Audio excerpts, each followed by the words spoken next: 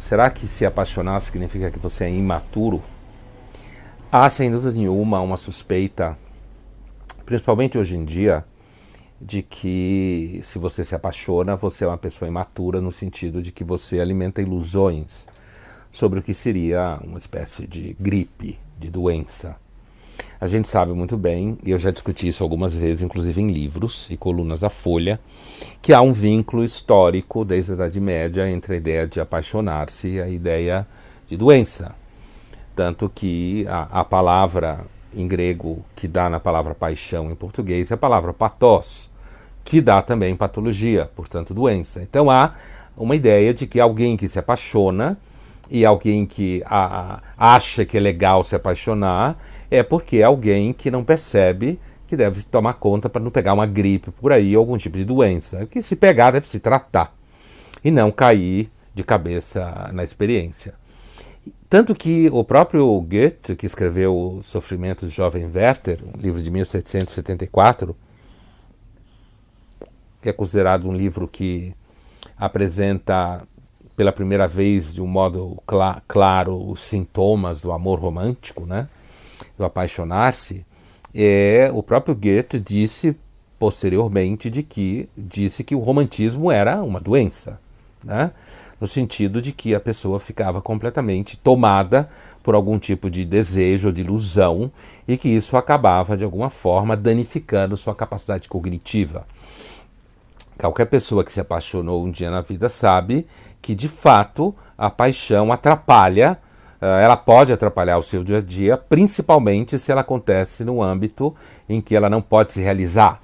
Quando você vai para a literatura, quando trabalhou isso já desde a Idade Média, e o cinema também, muitas vezes, quando trabalha o amor romântico, ele trabalha num cenário de que as pessoas vão tendo a vida delas completamente atrapalhadas, a rotina delas, os projetos, por conta dessa repetição do desejo e de um sentimento de que você não consegue escapar dele. Recentemente, o filme Guerra Fria, o filme polonês, que fez bastante sucesso, trata exatamente dessa questão. Agora, o vínculo entre maturidade e imaturidade e a paixão faz com que a gente, por exemplo, hoje em dia, associe a ideia do amor romântico a coisa de gente jovem, né? Gente inexperiente, gente que, digamos assim, não teria nada a perder. Porque se você se apaixonar e a única coisa que você tem a perder, sei lá, é pegar uma DP na faculdade, ou bombar o ano, não quero diminuir o sofrimento que isso significa lá no seu contexto de idade, mas se você comparar isso, por exemplo, com alguém já mais maduro de idade e de vínculos e compromissos que se apaixona e destrói completamente a vida, e aí a gente pode pensar, por exemplo, numa referência recente da indústria cultural, a própria série The Affair, né? Na Netflix, é uma série que trabalha isso de uma forma devastadora.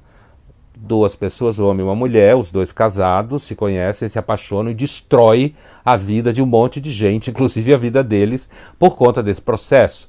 Então a ideia de que só um imaturo seguiria num processo como esse e que, portanto, alguém maduro teria a capacidade de perceber o risco que isso significa e tomar as medidas necessárias para não levar adiante algo que seria destrutivo, é que nos leva a concluir que se você for uma pessoa um pouco mais madura, ao perceber os sintomas, você toma medidas, digamos assim, preventivas. Mas essa ideia já está na própria literatura medieval, né? De quando eles falam, se você perceber algum sinal, principalmente de correspondência de amor por alguém, olhe para o outro lado. Né? Não responda, evite, troque de assunto, vá para outro lugar, quase como conselhos de um terapeuta que trabalha com terapia breve. Mude sua rotina e impeça que aquilo que está começando a nascer se manifeste e continue. Então, se há um vínculo entre apaixonar-se e maturidade, eu não acho que haja um vínculo entre um vínculo se você se apaixona porque você é imaturo.